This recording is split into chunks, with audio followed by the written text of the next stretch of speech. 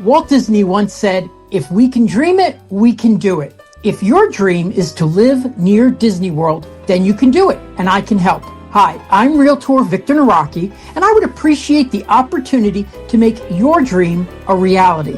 I can help you decide which is best for you, a new construction home or pre-owned, based on your needs for size, neighborhood, and most importantly, your budget. How do I do that? Well, it's quite simple. I listen to what you want, and by using my experience as a realtor specializing in homes near Disney World for almost 15 years, I can find you the home you will love. Visit celebratingflorida.com and take your first step to making your dream a reality. I encourage you to create a free, no obligation account on my website. By doing so, you'll unlock the website's full potential and be able to enter specific criteria, save listings, and browse new properties sent to you by email. Remember, if you can dream it, we can do it. Remember that website, celebratingflorida.com. And when you meet Victor, be sure to tell him the Grand Circle Tour podcast sent you.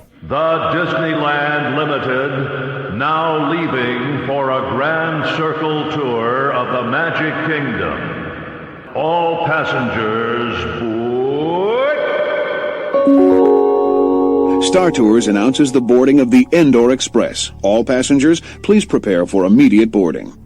Please stand clear of the doors. Por favor, manténganse alejado de las puertas. To those guests who've just joined us, welcome. For those of you standing, please hold on to the handrails throughout our journey and stay clear of the door. Please keep your hands, arms, and legs inside the train and remain seated at all times. Now then, hang on to them hats and glasses, because this here's the wildest ride in the wilderness. I am Sam, the American Eagle, and I am proud to introduce the Grand Circle Tour podcast, a celebration of Disney parks, but mostly the American ones. I really like these guys.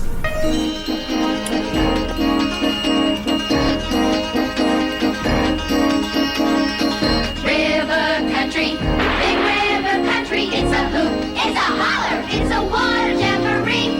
River country, big river country. If you're hot around the collar, it's a cool place to be.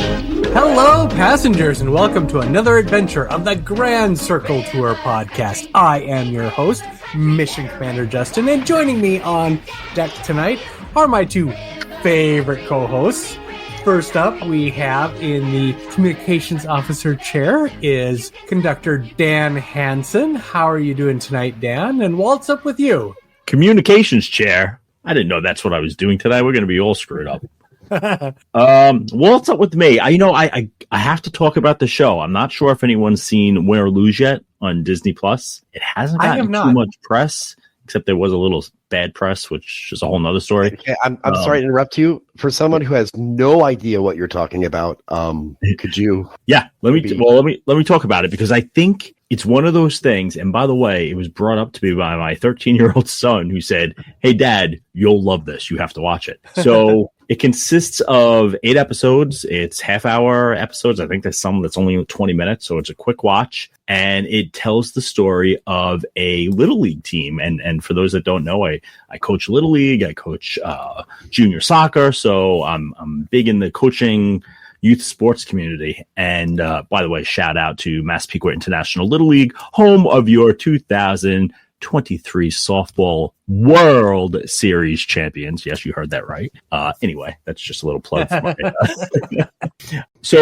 what it does is it's almost like Lost-ish, like where it like centralizes on one character. It shows one character the week before a big game that they have, like the finals or whatever it is that they have. And it goes through their point of view of leading up to like a big game. And what's really cool about it is it's not only the players they do, and like I said, it's only 8 episodes, but like they do one on a single parent who's trying to get her daughter to practice every day. They do one of the little brother who's so bored at all these games, and it makes me think of William, right? And then, believe it or not, it goes to the last episode. And who does the last episode revolve around but Coach Dan? I'm not joking. It really is Coach Dan. And it's just so well done. And like, no wonder your kid is going, you have to watch this. But I really, I even looked on Rotten Tomatoes because I'm like, do other people like this as much as I do? And it's 87% on Rotten Tomatoes. So, like, other people must like it too. I highly recommend everyone go out and watch it. Like I said, it's a quick watch, really, really well done by Pixar. Just amazing show. Everyone go watch it. Yeah, on Disney Plus right now.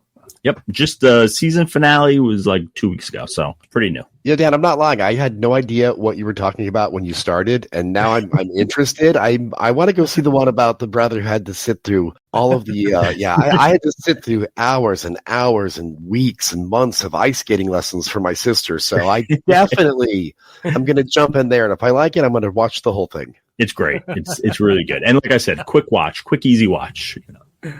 All right, so as everyone has already heard, off to my other left, and I always put him in the navigation officer's chair, Skipper Jay. How are you doing, and what's up with you? Aloha, guys. I am fantastic. I am going to toot my own horn for a minute or two here. The Skipper Jay Show, episode 1, finally went up today, even though it's 10 days late because it was missing something. And long story short, I had to get personal to tell the story properly. So I'm very proud of this. I want everyone to hear it. I think you guys are going to really like it. Now that it's out, I can tell you it's from the viewpoint of someone who has this really deep, baked-in sense of alienation, and you'll find out why. That's why I had to get personal. Had to open up to the audience. But so it's this viewpoint of, yes, I'm in these circles, but I don't see it the way everyone else sees it, so I feel a little left out, little on the side. That's a me thing. Very Carpenters. So, tell us a little bit about the show. I mean, or like, what is the topic? What is the general idea? So the general idea is to show a viewpoint that while I hang with Disney adults, I don't think of myself as a Disney adult. I'm not there, as I say it, I'm not there for the magic. For me, I fell in love, like once the childhood wonder wore off, I discovered the gallery at Disneyland above Pirates. And for years and years, I started getting cut loose at 12 to run around Disneyland all day, and I would spend a good hour and a half in that gallery every day. And what happened for me is I fell in love with Disneyland as an art piece. To me, the Disney parks are the world's greatest art installations. And so getting to wander through that gallery through all those years and meet legendary artists and talk with them, Mark Davis, Mary Costa, to name two. But to be able to go up there and look at the actual art the artist created, from sketches and drawings and models and maquettes and paintings. And I would look at these things the way I would look at anything in any other gallery. I would give them the same care and attention. And so it made me wander out and kind of look and explore Disneyland differently. And I'm getting to do that again at the Magic Kingdom. I get to do that all over again. So the first episode is... So the show as a whole is a little bit of your personal experiences, but the first episode in particular sounds like you're talking about your personal experiences with the art and artistry of Disneyland. I really fell in love with the Disney parks as I grew older. Like I said, it's art pieces. It's art upon art upon art, and these artists making art together. And just, to me, it's Disney parks are their own unique art form. And so when I go, I'm like, yes, I love the rides. I love the food, but I'm not there for the magic. I'm not there for the characters, the parades, or the shows. I want to go and I want to soak in the park as a thing, as an art, if that makes sense. Sure. But no, so it's kind of that viewpoint. Sorry to have challenged you so strongly on this, but I want our listeners to know kind of what the show is about and what to expect. So they look into it. I've really infused my love of music into it. So each episode starts with me talking about a band or a song. And the reason I'm talking about that is because that song was #1 on this date, and that's what we're talking about today. So first episode is me, and it's a double trip report. It's my first visit to Disneyland in 79, and then me as a regular Magic Kingdom 46 years later. Number 2 is, I'm taking up so much time, sorry. Number 2 is I start part of a series where I help you become an official theme park audiophile with your Disney vinyl choices. So we have vinyl episodes coming up. The third one is I have a fan magazine that I've had for 31 years. It's called Storyboard. It was one of the best fan magazines for Disney in the 90s. early 90s. And when you go through it, there's no internet, none of it. And this is how we communicated. And what we communicated and how we communicated as Disney fans pre-internet. So we're going to talk about that, but there's an article in there that warns about IP. And that warning has come true 31 years later. So I'm going to talk about that and the overall experience and what IP is doing and how it's changing what the parks were originally, what the experience was. Yeah, that's it. That's the first three I'm talking about. Okay, I'm done. I'm done. Fair enough. And I lost 68 of 75 pounds. Boom. There's my waltz up. There you go. Justin, what about you? What's all with you? Well, the thing is, so we finished our trip to Hawaii, and it was fantastic. It was amazing. We absolutely had a great time. But now, we need another vacation, don't we? Of course, that's what happens. Planning a new vacation. And so it's very, very, very extremely preliminary times for this, but we are thinking about getting ourselves out to Disneyland for the 70th anniversary. Awesome. And particularly because they're going to bring back Paint the Light Parade, which is something I absolutely love. So that's kind of where we're at. We're just kind of starting to look into maybe some of the details and what are the sales and what's going on, when can we go, but that's where we're looking at. Awesome. All right. So I was gonna say, if you're going out solely for a parade, you have missed the point of my show, and I disinvite you as my first guest. We're going out there for Disneyland because we haven't been there in, I don't even know how many years now. It seems like forever. It always seems like forever, doesn't it? But one of the reasons that we had talked about it was because we love the artistry of the Paint the Night Parade. Before we move on, we should hear from our wonderful sponsors, MEI and Mousefan Travel. Hey, it's Ken, the voiceover guy, and I'm here with Lori Oliveri from MEI Mousefan Travel. Lori, when a person is traveling to another country, can a travel agent help them with things like currency exchange rates and so on? Oh, yes, of course. I just came back from Europe for 2 weeks, and one of my biggest tips is a currency app or a translate app. We were in 3 different countries. They had 3 different systems of payment. I was well informed and kept all my clients informed about all that also. If you would like more information on booking your dream vacation, visit their website at meitravel.com. And don't forget to tell them the Grand Circle Tour podcast sent you. All right, and we are back. So today we have a kind of an interesting topic, and that is to talk about the first Walt Disney World water park, River Country, and what its history has been, where it is now, where it is going. Spoiler alert, it was closed down a long time ago. But the site remains. I want to start off by asking, first of all, have either of you two been to River Country, and what were your experiences with it? I would say, other than peeking over the fence to see how creepy it is with the lights still on and the music going, that's it. I never got to experience it, and that's a bummer because it was cool looking. I would have loved to have done this. Yeah, I think all the things that I love to do research on of yesteryear Disney is stuff that I've never got to do, right? So like the old attractions that have been on, obviously what we're talking about today, River Country, all that kind of stuff is like what I'm fascinated about. And that's why I was super excited to do the show today on the history of River Country. Yeah. All right. So neither of you two actually got to visit this when it was open. Have you? Well, the most important element in all of River Country history happened in the summer of 1987, which is when I got to visit River Country. Oh, lucky! So I did have some experiences there, and I will talk about them as we go forward here. Okay, this is about to turn into Grease. Tell me more. Tell me more.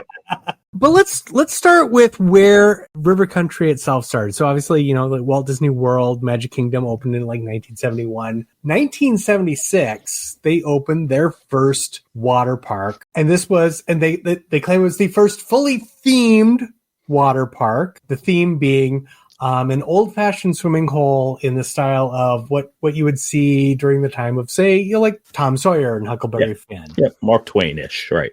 Mark Twain-ish sort of era. Yep. Yeah, exactly. First daughter, Susan Ford, helped officiate the grand opening ceremony on June 20th, 1976. Who, I was going to say, Justin, and she had a full Secret Service detail, which made opening day, which was hard as it was, 100 times that much harder.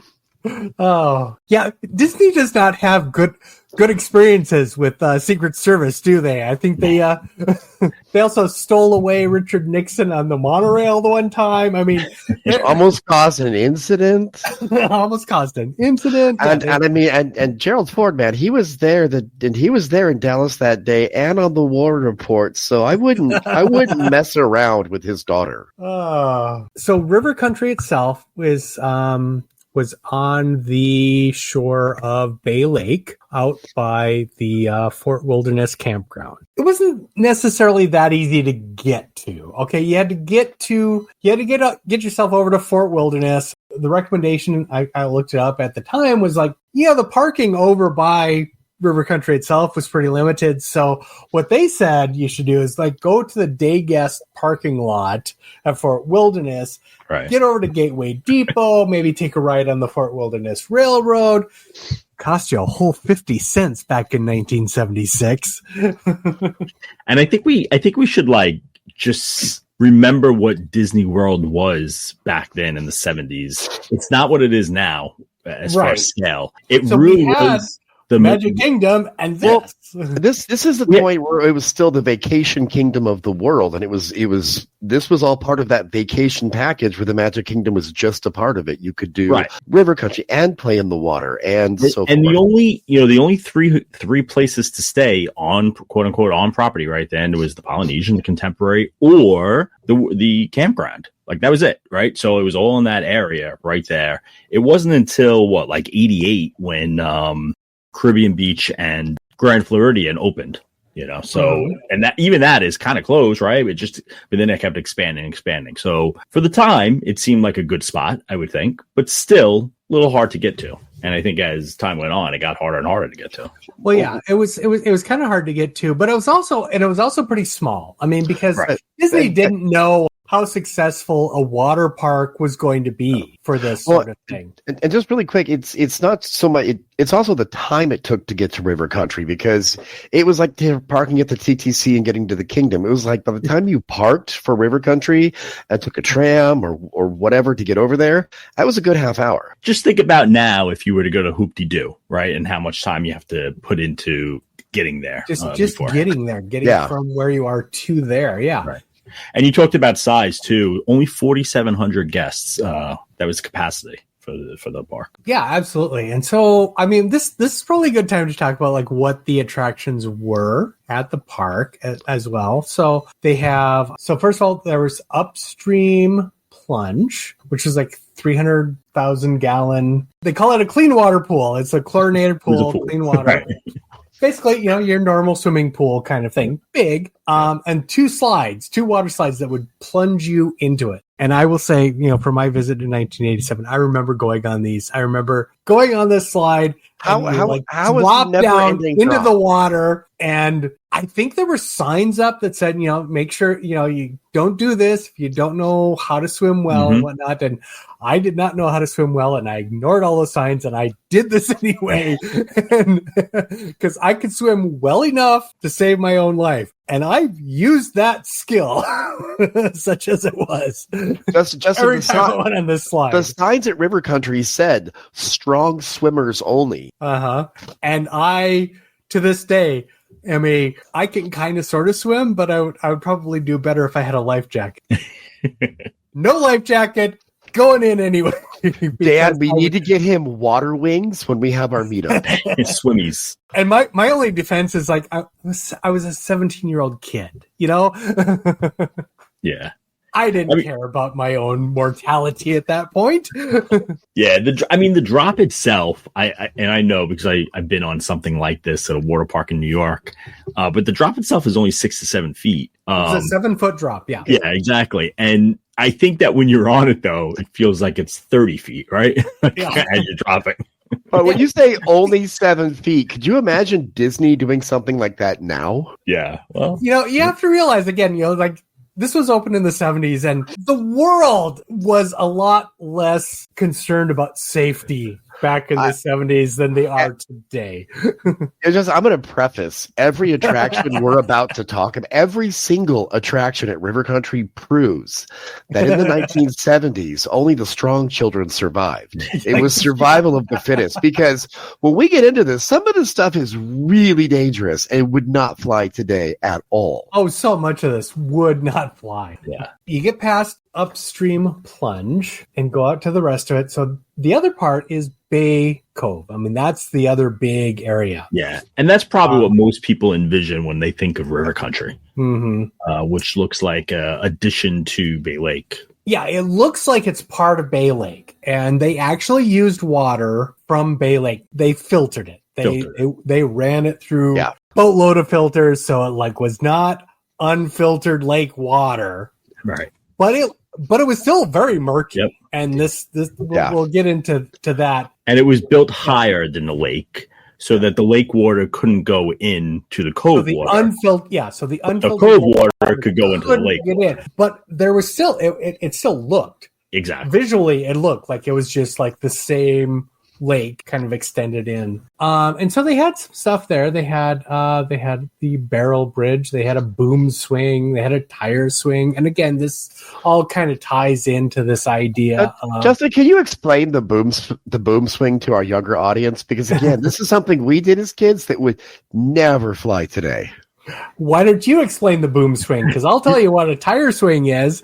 I think, correct me if I'm wrong, but I think the boom swing is like the pole or piece of wood that you hold on to. Yeah, right? It was like a 6 foot piece of wood that you held onto. Yeah, that was a T-bar, right? Basically. And you held it and you just swung over the water. So if you wanted to, until you hit the end, and then it would kind of jerk. Because you hit the end and you'd kind of fly out and fall into the water. Yeah. But speaking of jerks, how many jerk kids got halfway through and were like, see that dude? I'm nailing him. Whee! and the fact that the cove water wasn't deep. It was only, I think, 6 feet at its steepest point. But it was cold too. It was the lake temperature, so it was like Justin. Water, it was always freezing, right? It was the temperature of lake water. So depending on the season, yeah. I always think the water is cold, so that's just kind of how I am. But one thing that was really interesting about this is that instead of like a bunch of concrete, it was sand. Right. Yeah. The whole bottom was sand. So it's like it felt like you were just like at a beach kind of sort of thing. So you were like, it was all sand, it was no concrete. And that was really cool. They did have a kiddie cove. No, you have to call it by its real name, the pee-pee pool. The most toxic spot in Disney World. The one place, like, no, kid, you're not getting in. My kid would not get in that water. They also had like some big water slides that they called the Whoop and Holler Hollow, which would empty into Bay Cove. And then the thing I remember the most is the Whitewater Rapids, which starts off like it's a lazy river, but then you get a little farther into it and there's like waterfalls and there's some drops. And it was, if they would have let me just stay there the whole day, I probably would have. But no, you go around once and they're like, no, get out, go get back, go stand in the line again. Big meanies that they are. You could have just crawled back up the slide. But that was the thing. So I remember the drop into Upstream Plunge and swimming for my life, and I remember the Whitewater Rapids. Those are the things I remember most strongly about the whole place. But that was kind of the general layout. So there was like the Bay Cove, which was pretty big. The Upstream Plunge was a pretty small area. You had the Whitewater Rapids, little kiddie pool area. I think there was a nature trail off to the side that I, as a 17-year-old kid interested in being in the water, did not go explore. I can tell you from what I've heard that was for couples to take a stroll more than anything. Yeah. Leave the kids at the pool and take a little stroll. So that was kind of the general layout of the area. So as we get back into the history here, but there were a couple of incidents that did happen. And the one that most people know about, of course, is the one it was in 1980 when an 11-year-old boy died from this sort of, it's an amoeba, and I will promise you I am mispronouncing this. Meningioencephalitis. No, I think that's pretty close.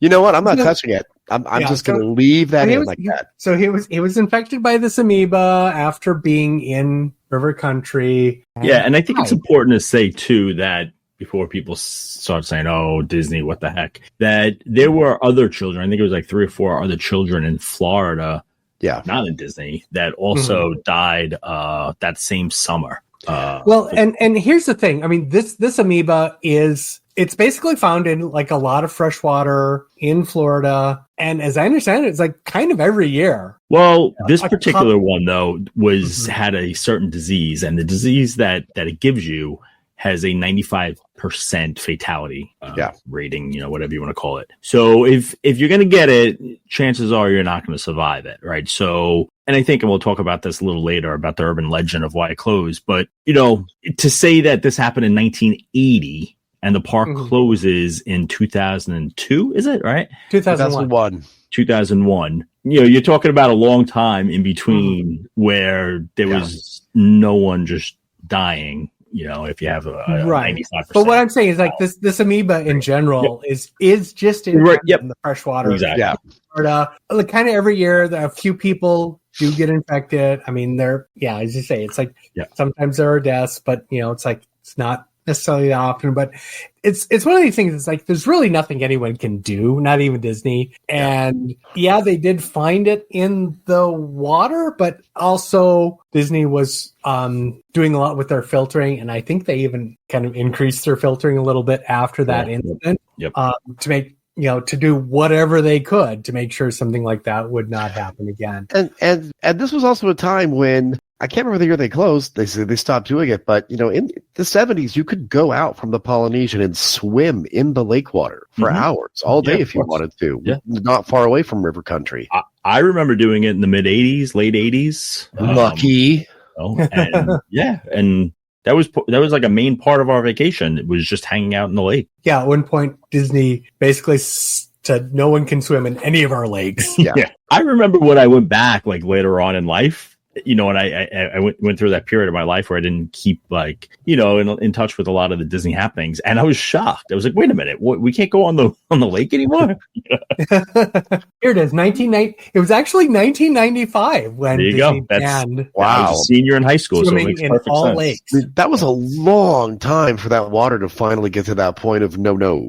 Yep. So there were also 2 drowning. It's a water park. There's going to be drownings, but we're going to mention them here. 1982, there was a 14-year-old boy who went down. I assume it's the Whoop and Holler slides here, 60-foot slide. Went into the water, drowned. I mean, listen, it happens, right? Like, there's no 5 feet of water. Right, exactly. For a park that ran for 25 years and that reached capacity every day by noon, that was that busy all the time. That's a pretty good track record on Disney's part. Yeah, sure. And in 1989, it was a 13-year-old boy. He was there with like some of his classmates, a couple of counselors. And it sounds like, again, he was in the Bay Cove swimming or whatever, and I don't know, was like kept underwater long enough. He drowned. They didn't notice until it was too late. Part of the reason people give for why even those 2 events happened was partly because they were using the water from Bay Lake, and it's a lot murkier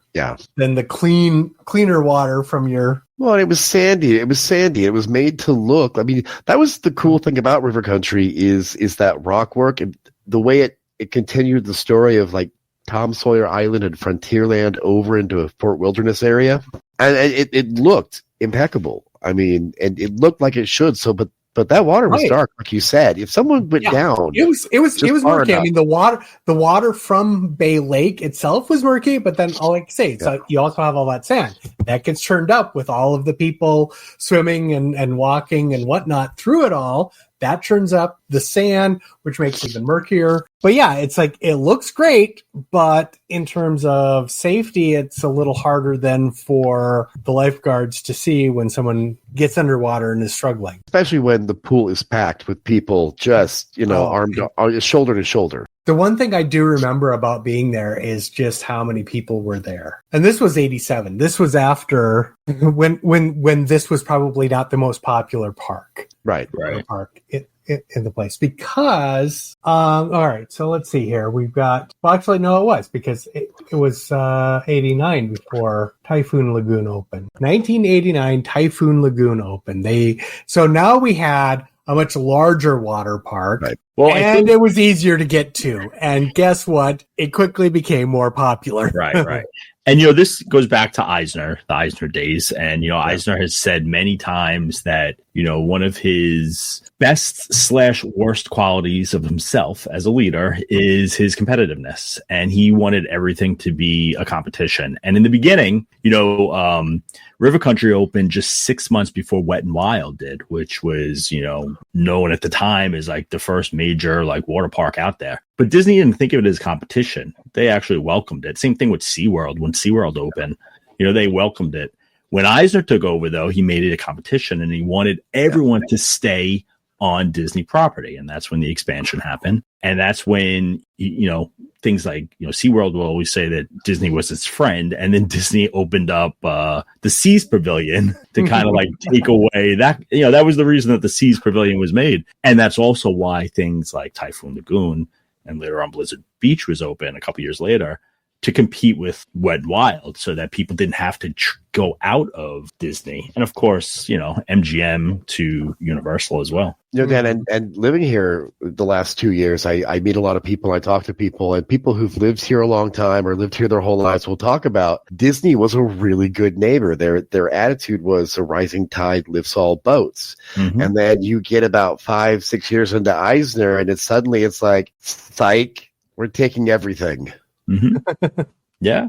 I mean, that's they talk about this like just shift in Disney and Disney's attitude and how it kind of impacts the city. It's interesting to listen to people talk about that time. Exactly. It's fascinating, because at one time you say, oh, how can that's when Disney got the big corporate like persona behind it. But on the other side, they also became the big corporate company that we know of now because of it. So, good business wise, yes. Maybe you have to be a little... Hey, Mikey tried everything. I mean, had it worked out, we might be using Disney Mobile still. Exactly, right? Yeah, so this was like the era, like the Disney decade and such. I mean, under Eisner and all that as well. So that was some of what was going on. But after Typhoon Lagoon opened, River Country became a little less popular because, again, I mean, it was smaller. It was definitely more out of the way, a little more difficult to get to. And as I understand it kind of started to be more of if you were staying at Fort Wilderness, yeah, you'd totally go to River Country. Right. But everyone else is going to go to Typhoon Lagoon. And then, like you say, 1995, then we get Blizzard Beach as well. Even fewer people are interested in River Country. It became the spinster of the Three Sisters. By the time I was going in my, I think I went in 86, but I was too young at the time. So I think my next trip probably was like in 92. I was probably like 16 years old around. I wanted nothing to do with River Country because I wanted to go to the cool water parks that were like new. Well, and even the theming is a little exactly. I mean, they're newer, so that's a little more themed. It's a little more interesting. It's funny, Dan, because I'm the opposite because I never got to do it. I think that I look at it from this like weird nostalgia lens of a thing I didn't get to do. And it's like, oh, I totally would have chosen that because it's the old school thing. It was there first. I could see the park and swim. And I'd like to think that I feel the same way, but I just know that I lived it and I didn't choose it. Yeah. It was a different time of my life. So, but I'm also the weird kid that spent hours in the gallery looking at stuff. So, yeah. Do you really, sir?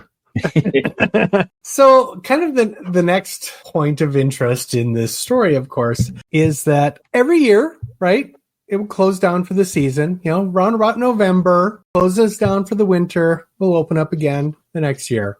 And so in November 2001, they closed it down for the season with all of the expectation that it's going to open up the next year, and it didn't. 2002, April 11th, Orlando Sentinel reports that Disney World spokesman Bill Warren says that River Country could be reopened if there's great enough demand. Womp womp. We also know what was going on at that time in history when 9/11 had just happened. Yeah. September 11th had just happened, and Disney. So a lot of tourism kind of cratered, especially for some place like Disney where it's like, oh no, is that going to be a target for a terrorist attack? It was what, 2 or 3 years for Disney to pick back up after 9/11. It took a while for them to get people back. And so so River Country was one of these things that's like, you know what? It's not as popular. Why open it? Yep. It was only open half the year anyway. Well, and not just it not being popular. It cost a lot to maintain. It took a lot of time, a lot of money to keep that thing maintained. Mm-hmm. Well, I'm sure the filtering system for the Bay Lake water in particular. Yeah, they had to. That's something they were maintaining. I mean, the employees had to stay 3, 4, 5, sometimes overnight to backwash the filters after the park closed. It could take forever to go and get those things clean. I mean, that's just that operational cost on top of everything else. Yeah, so it's like, it's expensive and it's not as popular, and they're seeing their tourism numbers go down. Their guest numbers go down. The other thing, Justin, like you talked about earlier, we're getting into a new day and age at that point, and you admitted a lot of these things wouldn't be flying. A lot of these attractions wouldn't be flying if we were on tonight. So I think that had a lot to do with it too. It was a rough park, right? Like that's how I kind of picture it. The slides looked like they hurt. No, I think you're right. It's like it was dangerous. It was expensive. It was not popular. And like I say, they were seeing their numbers go down. So that's a big part of it. And so they're like, you know what? Let's just not open it this year. And they said, like I say, in 2002, they're like, oh, well, maybe we'll open it next year. And then in 2003, it didn't open again. And I think it took them until 2005 to finally January 24th, 2005. Yeah. At which point we were all reopen it, but everyone kind of figured it out by then that this was just not going to come back. Well, and just gonna add in too. Part of it was the bean counters, because it sat there for so long that to bring it up to current codes to do what they needed to do. At the end of the day, it was going to cost just as much to build Blizzard Beach that it was to update River Country to bring it up to where it needed to be for the 21st century. So that was kind of the final nail. Blizzard Beach. They already had Typhoon Lagoon. They already had Blizzard Beach. They already had these 2 water parks. Yeah. So I think it was probably pretty easy to go, do we really need this third and one? They didn't. They also had one thing missing, and that was expansion land. Yeah. They weren't going to go into, the campground. So it was, they knew so they couldn't make it bigger. Exactly. Yeah. Well, and also Discovery Island was closed, so you just had this dead spot now. Yep. Yep. And that's what it became, a dead spot, which I think added to the lore of River Country as Disney just didn't do anything with it, and it became a very famous abandoned place where people would try to get sneak peeks in, and which then led to so much of the speculation too of why did they close it? And it's like, instead of thinking of these boring financial things, people are like, oh, it was the brain-eating amoeba. And it's like, well, that was like one incident. Well, it became a thing outside our Disney crowd, because it was a thing where you would talk to coworkers or neighbors, and people would go, so what's up with that abandoned killer water park that kills people there?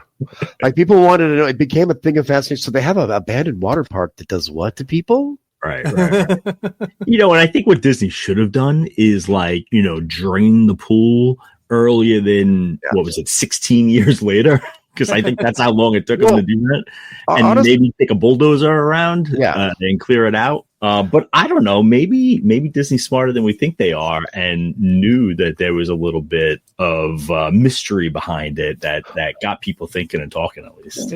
It certainly, it hit that mystery box for a lot of people apparently, because as I was doing research for this, and I'm looking for like river country history, right? And all I keep finding is urban explorers talking about this abandoned park and what. Have you watched videos? I've watched multiple videos over the years of people breaking in, sneaking in, hiding from this. And I look at this and I'm like, I'm really surprised it sat as long as they did, because it would take nothing for someone to get killed and just be left there for days. Hey, listen, you can say the Disney bloggers got started there, because that's how Adam the Woo, the original Disney blogger, got his start. And that's why he was banned from Disney for so long, is because that video had like so many views. You know? I mean, this thing was a literal death trap, sitting behind walls playing his cute music with the lights on. Yep.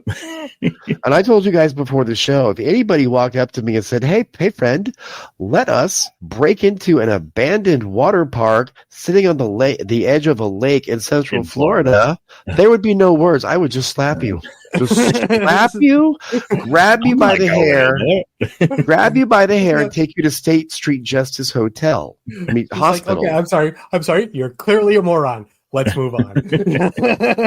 but Jay, you brought up the point of like the music playing, right? And there's videos of the music still playing. That's the way I think Disney knew what they were doing. It's so creepy. That button, you know, so creepy. So rumors started flying as early as 2010 about them putting a new resort there. So 2010, someone spotted some Disney engineers looking around the site and went, "Oh, they're going to build a hotel there." So there's rumors that there were specifically a DVC resort, because, of course, and they thought it would probably be based on the old plans for Buffalo Junction Resort that had been part of the Disney decade, where they were going to put this DVC resort by the park.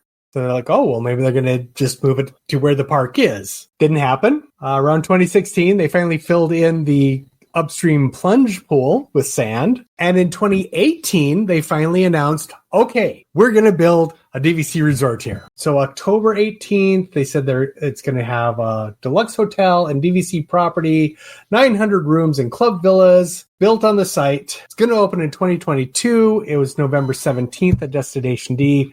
Bob Chapek himself announced the name Reflections. Disney Lakeside Lodge. So early 2019, they demolished what was left of River Country to make room for this new resort. And then, a funny thing happened around 2020. All right, funny. A little worldwide pandemic happened, and so this got shut down too. I mean, the whole history of River Country is like the history of Russia, and then things got worse. And here's the funny thing about it is that they actually had construction going on where they had poured some of the foundation. Yeah. Mm-hmm. And that was still there up until a year ago, which then started to get overgrown and quote unquote abandoned again in the same location. Well, yeah. So it's like, 2020, everything got, they cleared everything out and said, all right, we've started our construction, but we're not going to finish. So they actually pulled all everyone out, pulled all the equipment out, scattered grass seed, and just said, they put grass seed down, right? Take its course again. Which can I ask you guys, did that totally, because every time I took the ferry boat from the TTC, I would peek, ooh, there it is, the abandoned River Country. Oh yeah, I did that a year and a half ago. I was still doing it, even though I knew nothing was there. And now you're like, I think they finally kind of opened up the little beach area nearby. They cleaned up the beach. They did. Yep. And they and at one point they built a parking lot. The good news is that there has been a little bit of the parking lot. Yeah. The good news is that there's been a lot of happenings over the last couple of months. Mm-hmm. And so I just have some notes here that I'll just say. So, by the way, the construction crews were taking away from that location. And once people started coming back from the pandemic, they focused their time and energy and equipment and workers on the Polynesian Tower to get that up and running. And so they got that going. That's took priority. Now that's open now, right? So now all those workers have now moved over there. They cleaned up in early 2024. They cleaned up the beach, Clementine Beach, it's called. They cleaned that up nice, and they moved all the walls back. If you had gone to Hoop-de-Doo, you probably had seen crazy amount of construction walls, and that was for forever. That was for so long. Those walls were up there. So they pushed those back. Since only at least 2019. Yep, exactly. I know that in 24 they also filed for permit extensions, which is what made people think, okay, this is really happening because Disney's not going to file for permits. Right, because the permits were set to expire. So they did have to apply for, I think a 5-year extension. Yep. And then the plans that they already had in place. And then in November of last year, of 24, that's when the crane showed up. The project was announced also in November by Disney. November 26th is what I have written down. But it's no longer called Reflections. It's Disney's Lakeshore Lodge. That's the official name. And if you go there right now, I saw a video from a couple days ago. There are buildings or structures vertical, that are out. That are up there now. Yeah, they're on the 4th floor now. That's as at time of recording. What I understand is they're shooting for a 2027 opening date, and it seems like it's going to have at least the same footprint as the original plans for Reflections. Right, because that parking lot that you mentioned earlier is in the same exact spot. Same area is it the same plans just reskinned? That's what it seems like. It's like it looks like they're going to do the same footprint. Whether or not the exterior looks exactly the same, we don't know yet. Right. But it's going to be the same footprint, the same where the parking lot was planned to be, where the buildings are going to be, where the foundations were going to be. All of that is the same from the looks of things. And the construction portion or the guts of the building is going to be very similar to the way they put up the Polynesian Tower, which is why people think that it's going to be a little quicker than what we're used to for Disney construction, because they literally just did it. When it's not Tron and they want to move, they'll do it. they won't move on a coaster, but a DVC resort, give us a year and a half, baby. I was going to say they're better at the buildings than they are the attractions for sure. Well, and the DVC resorts are frankly a lot more immediate cash return. Yeah, exactly. A little bit more immediate ROI, return on investment, as they. Whereas Tron is not worth keeping clean. As a DVC member, I am definitely, it is going to go right on the top of my list, and I can't wait to do that walk around of this is where. Yeah, the Cove was, and this is where You're gonna take the boys and tell the legends of. Yep, this is where the Barrel Trail was. Dan's gonna be out there with his maps, going, okay, so this is where Bay Cove was. See where this parking lot is now. This is a big printed blueprint, construction map. I keep asking Connor that one of these weekends I'd like to go to in Queens where the World's Fair was, because they have like markers of where all the old attractions were. Because right now it's just a field, right? It's just a big park now, so it's all still there. Yeah, Dan, you owe it to your son, yourself, your audience to get those pictures. I know. I'm going to do it. I've been begging him for the last 3 years to go. Dude, I'll go with you. I will totally go with you. Justin, when you were here, we should have. That's what we should have did. Oh man, all these ideas. I didn't even think of that. That would have been perfect. That would have been cool, you guys. You know what else is about 20 minutes away from me, and I just kind of realized, put 2 and 2 together, is the Jim Henson exhibit in there's a museum in Queens. It's only about 20 minutes away from me. We went to that. Oh, you did? We did. Oh, I didn't know you went. I told you when we were there, we vacationed hard. We saw stuff. Oh, very cool, very cool. So you've been somewhere that I really want to go. That's only 20 minutes away from my house. Great to know. Dude, I live in Orlando. How do you think I feel when I talk to friends out of town? What do you mean you haven't? I'm like, yeah, it's like 15 minutes away. I'm busy. So with that is kind of the history of River Country from when it began until today, where they're putting up a DVC resort, paving paving the parking lot. And can I just say I have a final thought before we head out on this one, because absolutely. I have always just dug River Country. I've just always thought it was so cool, the look of it, that when I sit around and I doodle a map of my dream Disneyland, like if I could have my own Disneyland I didn't have to share with anybody, I always like put River Country in Frontierland somewhere. Because it's so cool, I want to add it into Frontierland. I'm sorry, Dan, you were saying? I was going to say my final thoughts after doing a little, more research on River Country. Don't get me wrong, I still wish that I went. I still am fascinated about River Country, but I think people just have to realize it didn't close because of a killer amoeba. Yeah, it closed because it financially just didn't make sense, and things. It was a small park. It cost a lot of money. It was only open seasonally. Didn't make a lot of money, especially compared to the other two water parks that they have. Yeah, so I think that's the main thing. Is once they had two other parks. Yep. Yeah, it's become that urban myth, the same as Walt's head is frozen underneath the castle, waiting to have a robot body bring him back to life, that we've been hearing forever. It's a great urban legend, but like Dan said, it's not the truth. We gave you the truth. It's just a whole bunch of stuff and money. Yep. It's mostly money. All comes out of money at the end of the day, like anything at Disney. Like I said, the bean counters killed it in the end. Yeah. But with that, we are coming up to the space docks to end this show. So thank you, everyone, for joining us on yet another adventure. And with that, Ken, take it away. If you would like to keep the adventure going after the show, be sure to like our Facebook friends page, Grand Circle Tour Magical Ticket Holders. While you're on Facebook, like our group page, Grand Circle Tours. Be sure to follow us on Twitter, Grand Circle Tour Podcast, as well as Instagram, GCT Podcast, and our YouTube channel, Grand Circle Tour, and on TikTok at Grand Circle Tour Podcast. That's all one word. If you would like to email us, drop us a line at gctpodcast@gmail.com. T-shirts and other fun merchandise can be found at tpublic.com. Simply search Grand Circle Tour Podcast. If you enjoyed your adventure, leave us a review on Apple Podcast. Only one rule, make it good. All logos, sounds, songs, and music that are made by and for Disney and its affiliates are owned in full by the Disney Corporation and are not, nor are they intended to be owned in any way by the Grand Circle Tour Podcast. Thank you for riding with us, and welcome home. Please exit to your left by stepping away from the cars with your left foot first. Step out and stand on the moving platform, please. Please exit by stepping away from the cars with your left foot first. Step out and stand on the moving platform, please.